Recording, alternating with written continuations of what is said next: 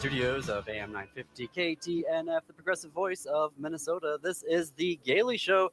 I am your host, John Parker Derabagosian. Yes, it's still me, JP.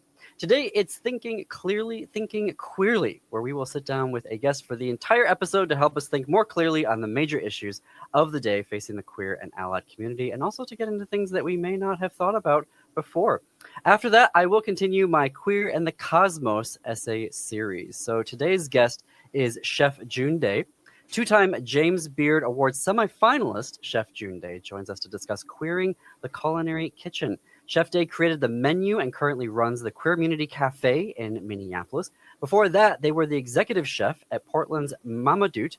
I hope I'm pronouncing that correctly. A vegan Vietnamese pop-up turn cafe. Chef Day, welcome to The Gailey Show. Hi, thank you for having me. Did I have that pronunciation correctly of the Portland restaurant? Is it Mama Doot? Mama Doot, yeah. Okay, hey, there we go. Well, welcome to The Gailey Show. So can we start with menu creation? Because I think for the diner, it all starts with the menu, but the journey to get to the menu is so complex. So can you provide some insight about what that process is like for you? Absolutely. So it's always different depending on the project. I do my own pop-up restaurants as well as doing consulting for food. So it always kind of starts with the mission of the restaurant I'm at. When we were building the cafe for Queermunity, a lot of our thoughts were coming from what do we think the queer community as a whole could benefit from, and how could we tackle that bigger issue in such a small format and such a small space. For me, that looked like food that is affordable while also being conscious to our surrounding areas. So using local farms, stimulating our local economy, as well as doing something that everyone can afford. A lot of queer people struggle with food insecurity and food safety, as well as are below the poverty line often.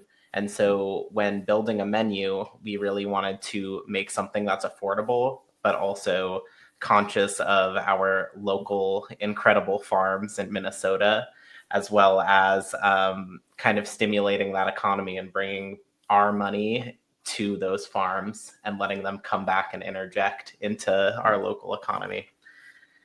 I like the idea of queering the menu, but I'm not quite sure what that means. So if I say queering the menu, does that mean something to you, like in how you approach creation of the foods that you're going to serve?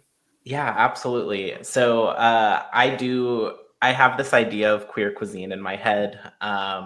When I think about food, I think about cuisine as an identity. A lot of the time that comes from the culture you were raised in. I'm from a multicultural household, and so my food was always kind of a modge podge. And also as an immigrant coming to the US, a lot of that immigrant food culture is making do with what we have to make something familiar. And so I see queer cuisine in a way to be very similar, where we're taking things that were comforting to us at home and in our youth, but spinning it in a way that is very much ourselves now. So I like to think of the food I make as queer cuisine in of itself, and making familiar things, but bringing my own cultural background back into it and injecting that somewhere along the way. Can you share maybe examples then of the menu at the Queermunity Cafe, where you think of how queer cuisine, I love the idea of that, is reflected?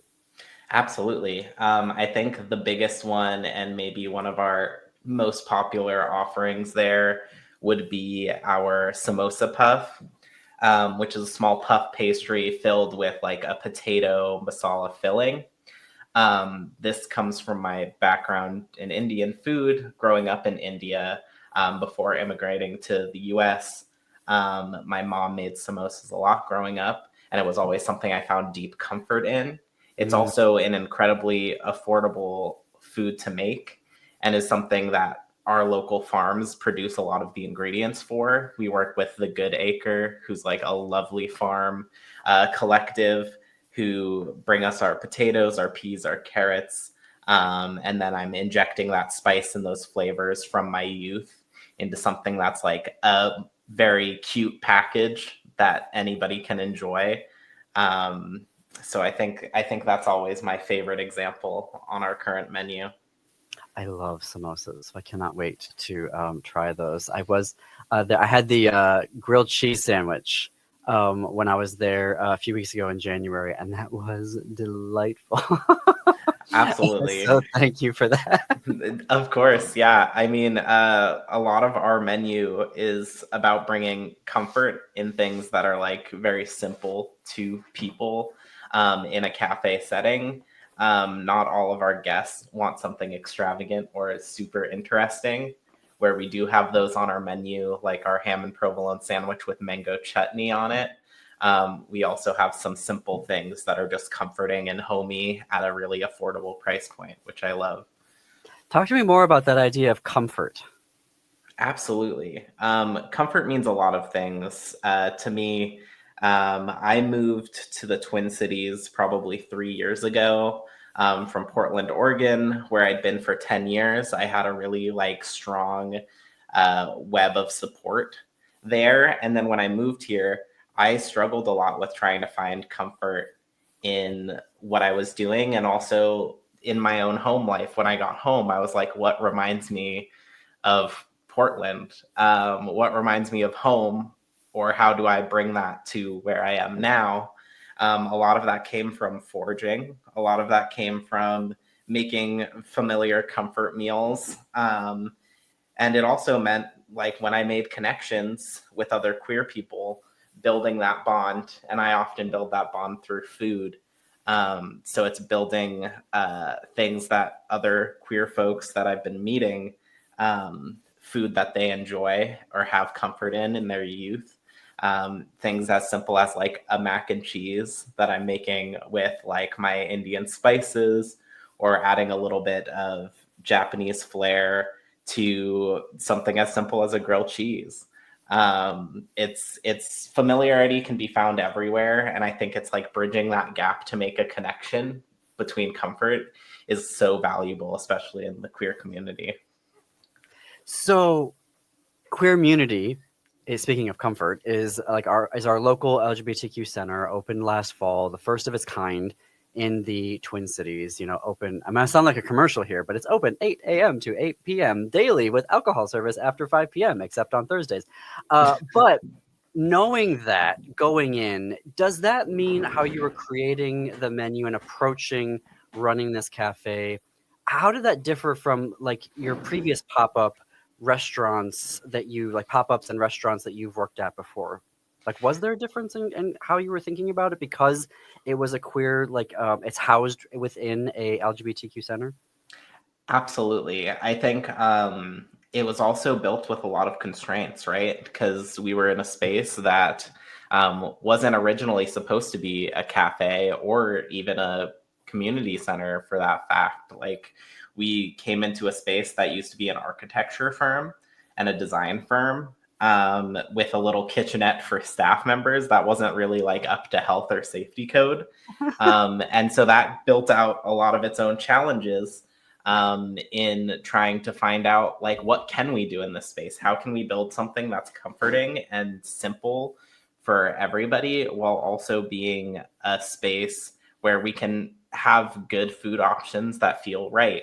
A lot of my pop-ups tend to be more centered towards my upbringing, which is my fusion food with Italian food. I run a pop-up in the Twin Cities called Bella Ciao, which is mostly Asian inspired Italian food, mostly pastas. And in a space like Queer Community, that doesn't really work, where we are so limited in the ways that we're actually able to transform the space on a limited budget to be a food venue. So then it kind of became figuring out what we can build in the space that is comforting and home for so many people. Right now, that looks like soups and sandwiches. that are inspired by our local farms offerings during each season, as well as coffee and teas. In the future, it might look like rice bowls with curry, because that's something that I love that is affordable and is a full meal experience. It could look like me smoking beets in our tiny oven in the back to make a beet salad, and making vegan cheeses in house. It really just depends on how we kind of look at the future. And I think Queermunity has been a space that has enabled me to like build some really creative and fun ideas within the constraints of the space.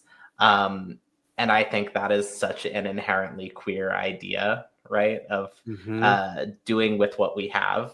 And I feel so fortunate that we as a community have a space like Queermunity, and I'm able to be a part of building it into something more, and kind of enabling our community to come in and tell me what they want to see and tell me if they love the food or what they would love to see on the menu next. It's all about growth and evolution, I think. And it's, well, you also serve breakfast too, don't you? We Some do. delightful breakfast sandwiches I saw on the menu. Yeah, we make biscuits in house, which is always just like the most fun to teach people how to do. And we have a lovely vegan sawmill gravy we make with mushrooms. And we also do our breakfast sandwiches, which are like a classic bacon, egg, and cheese on a biscuit with chipotle aioli. And it's just such a blast to be able to bring like breakfast and dinner options to the community when they need it. Well, it is an amazing like full service cafe that's right there on Hennepin Avenue, and it's a great space. You can just walk up in there, and it's just great. We were there for the inauguration when we did a live broadcast there, and it was just so nice because it was freezing that day. We were dealing with a very heavy topic, but it was just so nice. You're talking about comfort to be able to then walk over there and have this really comforting food. And we were there with some friends, and we stayed for like 2 hours. Amazing space. We are going to fit in a short break here. More with Chef June Day from the Queermunity Cafe when we come back.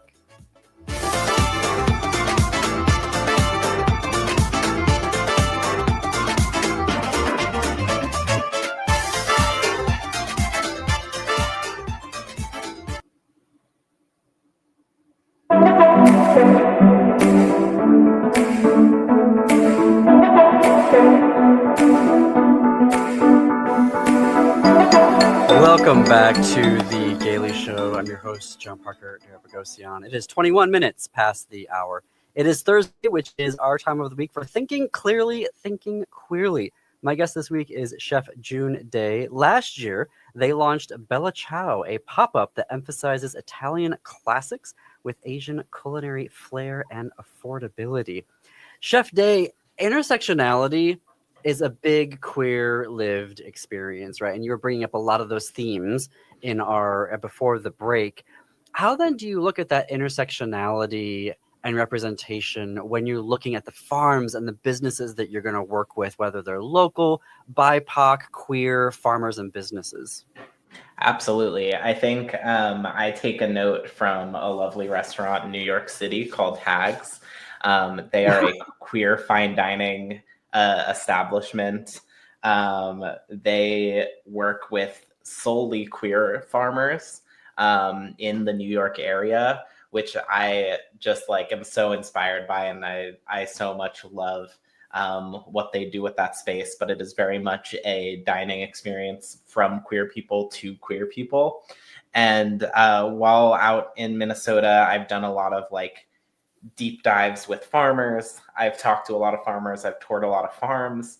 And a lot of our conversations come back to intersectionality in the way of immigration. I'm a first generation immigrant.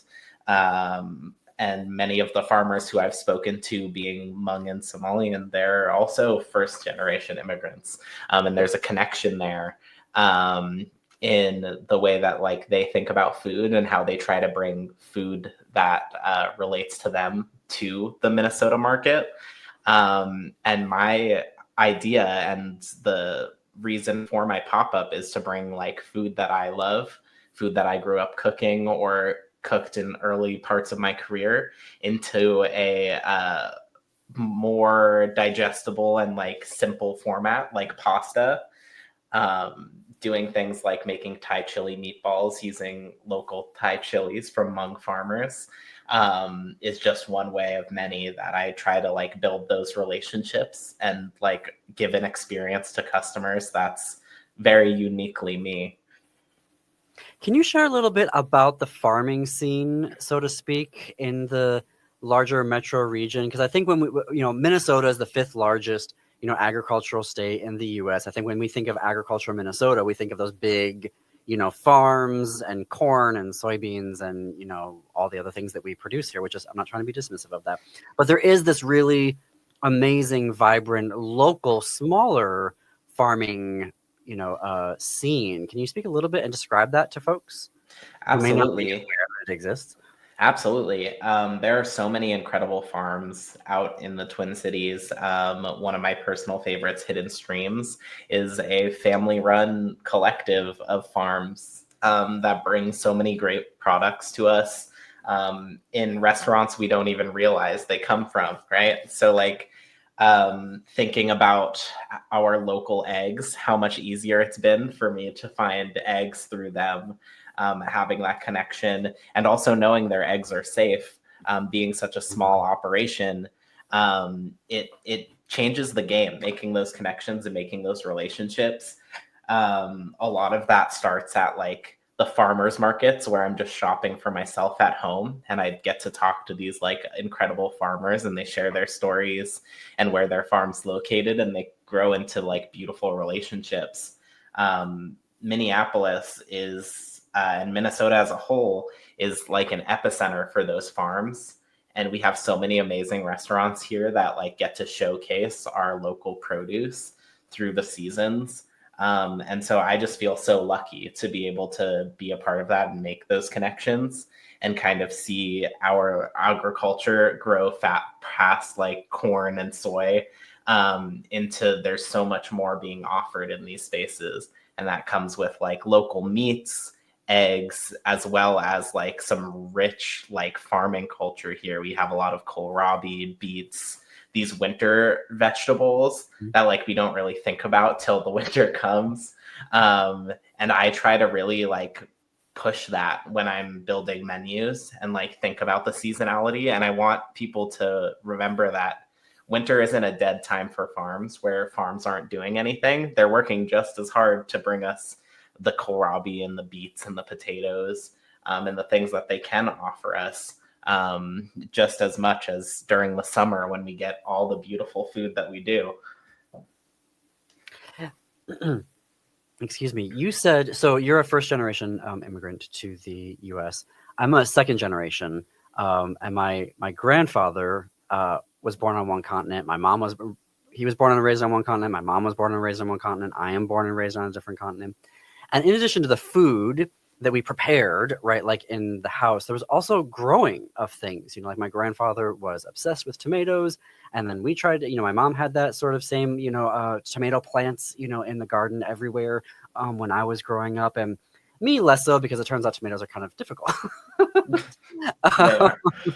And so was there farming, like growing of food for you from that sort of lived experience of coming to this country? Like, is that part of what you do as well? Or do you just kind of focus on the preparation of food? Totally. I think when I think about that in my younger years, I spent a few years living on a small ashram that had a dairy farm. So I worked with mostly cows and cattle. And that was something that was a deep connection to my roots. Being born in India, my family had a cow when I was born. And I raised it, I took care of it, and I milked that cow. And then when we came to the States, I still had that connection with cattle. Obviously, the industry is a little different here in the US. And that's something that I still think about and am very conscious with when I'm creating menus. But there is definitely a connection for me, and I'd love to push further into the all the steps of food. But for me, it all comes to like the preparation and bringing it to the people, because I want people to be aware of the local food that they're enjoying, and like how incredible these farmers and how hard they work is made into these beautiful dishes they then get to enjoy. Why are we recording this like around lunchtime? I've got to fit in a break here. We're talking with Chef June Day, who is the chef at the Queer Community Cafe on Hennepin Avenue, next to Majors and Quinn. Be sure to visit the Queer Community Cafe 7 days a week, 8 a.m. to 8 p.m. 3036 Hennepin Avenue in Minneapolis is the official address. As you're listening in this next break to our advertisers, be sure to shop with them and to thank them for bringing progressive news and talk to Minnesota. We literally could not do this type of program without them. So be sure to tell them that you heard about them on the Gailey Show. We're going to take that quick break right now. Stay tuned. More with Chef June Day of Queer Community Cafe after these brief messages from our sponsors.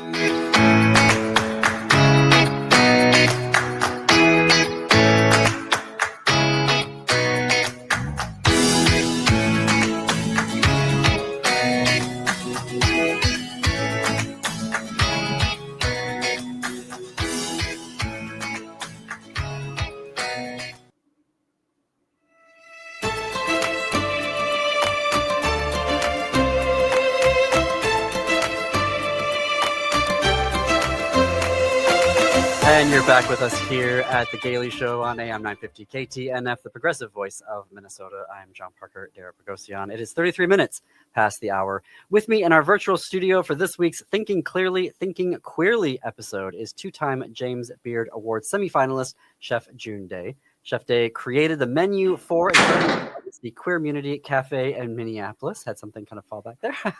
Before that, they were the executive chef at Portland's Mama Doot, a vegan Vietnamese pop-up turned cafe. Chef Day, I would be remiss if I didn't ask you about the James Beard Award semifinalists. Tell me more about that. Absolutely.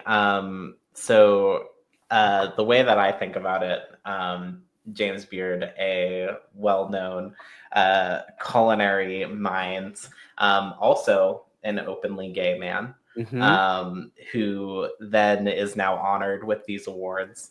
I feel very lucky to have been a part of two restaurants now that I've helped shape and design the menus for, in which we've received honors and nominations for that prestigious award, one being Mama Doot from Portland, Oregon. It's such a bewildering thing. Food wasn't like my first choice to go into, so being recognized for not only talent but the hard work that goes into the culinary sphere, with the honors of such an award as a queer trans masked person, is just unbelievable. To this day, I'm still like shocked by the honors and the people I've gotten to meet because of recognition like that. Well, congratulations on that. You said that food wasn't necessarily what you originally intended to go into. I love hearing stories about how queer people sort of create their vocations, maybe out of their avocations, and just the journeys that we take, which I think are just so much more interesting. Absolutely. No offense to our straight cis or our cis het friends, but I do have a partiality towards the queer life journey. So how did you come into working with food? Absolutely. So my culinary career started pretty early on. I worked a lot growing up. When I was a teenager, I got emancipated pretty young, and I moved out on my own at 16. Oh, wow. When I started college, originally I wanted to be a clinical psychologist and do youth therapy. So I was going to med school while also needing to pay the bills. Wow. And food was just something that I grew up loving and being like such a big, important part of my life. When I was struggling and when I would try to find myself, food is always what I turned to. So my culinary journey kind of started there. And it continued through graduating, and me realizing that maybe psychology isn't where I want to go, and it's also a challenging field to keep up on. Mm. I know many of my friends who still practice, who are in psychology, who definitely have a lot of internal struggle. And seeing that firsthand when I first got out of school definitely scared me into the direction of culinary. But I felt like at some point it was just like a calling. It was something I felt so connected to, the joy of like bringing people food to their table and seeing them enjoy it became like what motivated me every day. So it just like became all of me, and I just had to keep pushing through. As we were talking about comfort earlier, it's you sort of, I mean, are you adding or applying the psychology of comfort to your menus? I think I do. I think psychology is such a big part of the way that we connect to food. Often, when working in fine dining, I was always told like people eat with their eyes first. But I think people eat the second they imagine like your food. They eat the idea before they even come in the door. Oh, Um, wow. so a lot of what I do when I'm consulting and when I've consulted to open restaurants, we talk about like the idea of like consuming even the thought of like eating that food and like building a story to like activate that desire to eat is like one of the most important things you could do. So I'm always like enabling folks that I'm helping open their restaurants to think about the message and the story they want to tell, because that's how people eat first. Oh my gosh. Eat the idea before they eat the food. I had never thought of that before, but now I'm thinking about all those times that I go to a restaurant and I'm like, particularly Armenian restaurants, because we're lethal Absolutely. to each other, which, products of, being in a diaspora and surviving a genocide, all these ideas of how to preserve the culture become very intense. Totally. But I'm just thinking about, yeah, eat the idea before you eat the food. Wow, you've really got me thinking about that. So I guess then my question to that is, how do you navigate that, like the field as a queer person? Totally. I have a lot of people in my life to really thank for bringing me to where I am today, for enabling my continued push. Um, as a young trans person, I often find myself in kitchen situations where I don't always get a lot of respect. And even before transitioning as a feminine presenting person in the kitchen, um, it was incredibly hard. I find myself um, really thankful for the products of my environment. When I was in college, I was moving a lot. I transferred schools a lot because I just couldn't make up my mind. And with that, I got to experience a lot of culinary scenes that varied vastly in the way that they treated human beings. I had worked in fine dining, casual, and beyond.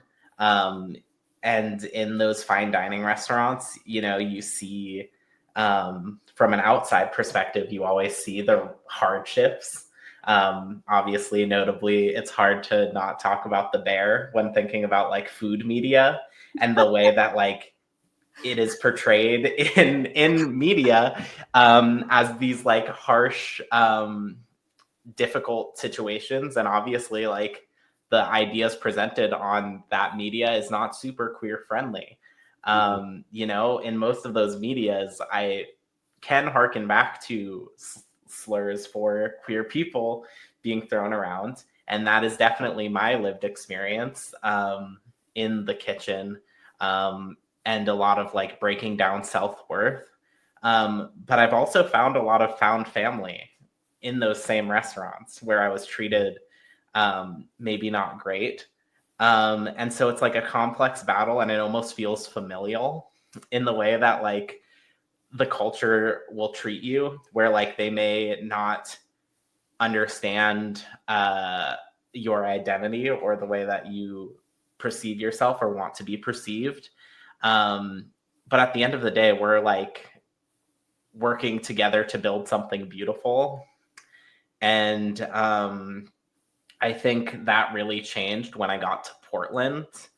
Um, I love the Portland food scene, and there are some really notable, incredible trans chefs out there that really helped me on my journey. One big one of note is Luna Contreras from Silo, which is a Mexican restaurant in Portland. She is a proud Mexican immigrant and trans woman who I met working in Jenkin, which was a Korean Japanese fine dining restaurant. And we had an immediate like kinship together as like queer people in an aggressive male kitchen environment. And we like had this lovely bond of like taking care of each other and finding ways to like bring joy to those hard kitchen experiences. And now when I'm building restaurants like Queermunities Cafe, I'm very intentional on bringing queer people into a kitchen environment that fosters growth and also takes care of them and enables them to take care of each other. Because I don't want to enable this cycle of harm that's perpetuated in kitchens. And I see a lot of incredible queer restaurant owners and chefs trying to do the same, where they're trying to grow past this culinary toxicity that we're so used to seeing in media and experiencing to build something new and beautiful that centers care for each other and building a better product for people to consume. I don't know if this would be the right words of it, like a queer ethic or a queer ideal. Like, what would a queer kitchen be for you? Absolutely. I think about that a lot when I go back to my time as the CDC at Mama Doot and the Sudra. The Sudra was a vegan Indian restaurant I was the CDC at before my CDC. time at Mama Doot, which is chef de cuisine, which means I basically ran the programs for food there as well as daily operations. So I was akin to like a general manager and a kitchen manager. So my time there, the owner kind of gave me the reins and said, you can build your team. This is your kitchen space, like build it how you see fit. And my interview process was going through people who I know who maybe haven't found themselves in what they're doing yet, and like give them a place in which they could foster growth in the culinary world and maybe find their own space there, where they felt maybe ostracized or struggling in their own career paths. One of my close friends in Portland, we met working at a restaurant part-time, and they were also a mechanic, and they were just treated so terribly as a trans femme who worked in the mechanics world. And they fell in love with cooking because of how like familial the team building felt and how comforting it was to have that like sense of belonging in a kitchen space that enabled their queer identity to exist in it while building food for customers.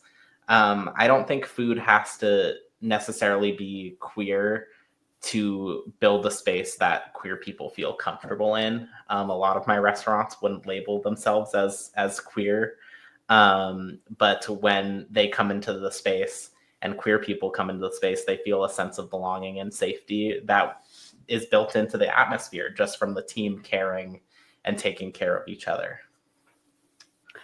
I love that. I'm just thinking about even just places that I've worked when there is that ability to have care and relationships, but also just kind of explore who I am as an individual. Those have been my favorite places to work. And even thinking now of, I mean, The Bear, the second and third season seemed way more interesting to me, and also just less panic inducing when the individual characters were able to explore like who they were. I think that's a Oh, Chef Day, I could keep talking to you for a very, very long time. So we're just gonna have to have you back on the show. Hey, I maybe guess so. when you have a new seasonal menu, we can come back on and continue this conversation I would over love that. Community Cafe. Chef Day is the uh, runs the Queer Community Cafe on 3036 Hennepin Avenue. You can find out all the information about Queer Community's current menu and their times, which is open 7 days a week, 8 a.m. to 8 p.m. You can go to queermunitymn.com. Chef Day, how can folks follow you on the internets and social webs if they would like to do so? Absolutely. You can find me on Instagram at Michelin Star Dishwasher, underscores between each word. You can also follow my pop-up Bella Ciao Minneapolis on Instagram, Blue Sky, all over the internet. It's not hard to find me. I work in the cafe almost every day, so come and say hi. But yeah, I'm so appreciative of this platform to talk about our experience and also to share about queer community. So thank you. Thank you. We are going to take one last break. More to come on The Gailey Show, my Queer in the Cosmos essay series. Stay tuned.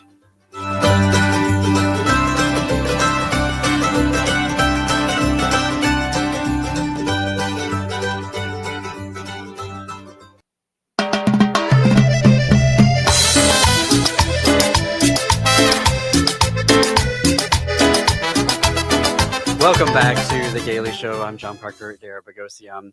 Every week, I read an original essay, as part of my Queer and the Cosmos series. These are original essays. You won't find them published anywhere else. They are exclusive just for you. In this series, I explore the cosmos to explore more deeply what it means to be a queer in this universe that is 13.8 billion years old, and a universe that is literally 93 billion light years in diameter, and that's just what we can observe. So today is essay called Lightyear 4. The Taurus constellation lies northwest of Orion. Orion's belt and the Big Dipper are two celestial objects I can clock pretty quickly when I look into the night sky. So finding Orion's belt looking to the northwest is Taurus, which I'm still trying to figure out how it looks like a bowl. To me, it sort of just looks like a tuning fork, rather. There's some neat things there. There's Aldebaran, bright star, which is the eye of the bull, which is a big red giant star, one of the 15 brightest stars that we can see in the nighttime sky. There's the Pleiades star cluster, only 440 light years from Earth. There are about 1,000 stars in the Pleiades, but with our eyes, we can only see like 7 or 8. These are baby stars, by the way, only 100 million years old. Comparatively, our star is 4.5 billion years old. Inside Taurus is RV Tau. It's pretty faint, located between the Pleiades and the Beta Aurigae. It's part of the RV Tauri variables. And variables, as it turns out, are stars whose brightness changes systematically over time. Although we've known about RV Tauri's variability since discovering them, we don't fully know the reasons for it. One researcher studied these stars and published his doctoral thesis, a photoelectric study of some RV Tauri and yellow semi-regular variables in 1956. I wish I could read it, but it's in the Harvard archives where this astronomer earned his PhD. Google Scholar claims it's been twice cited since publication, but I've never been sure how complete Google Scholar's citation claims are for the more obscure publications. The astronomer was a World War II veteran who had to pause his bachelor's degree to serve in the war fighting fascism. Back in the days, when the United States all agreed we fight fascists. He returned to the U.S., earned his master's degree, went to Harvard, and studied RV Tauri and other yellow semi-regular variables, earning his PhD.